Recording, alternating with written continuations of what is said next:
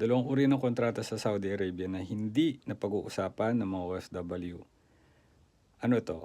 Ito yung fixed contract at ito yung indefinite contract. Ngayon isa-isayin natin anong kaibahan ng fixed contract at ng indefinite contract.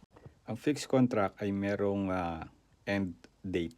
Ibig sabihin, meron tong spesipikong petsa kung kailan ito matatapos. Pero ang fixed contract ay maaari rin na ma-renew to ng 2 beses o ng 3 beses na termino o pagkakasunod. Mostly, ito yung mga OFW yung bumabalik sa same employer nila. So kung umabot ka ng tatlong beses na pagre-renew ng kontrata sa iyong employer, tatawagin na itong indefinite contract. So kabaliktaran ito ng fixed contract na may petsa kung kailan ito matatapos. Ang indefinite contract, wala itong petsa kung kailan ito magtatapos. Meaning to say, pwede mong i-terminate ang kontrata mo any given time na gusto mong magtapos ng kontrata. Pero make sure you follow what is written in the law.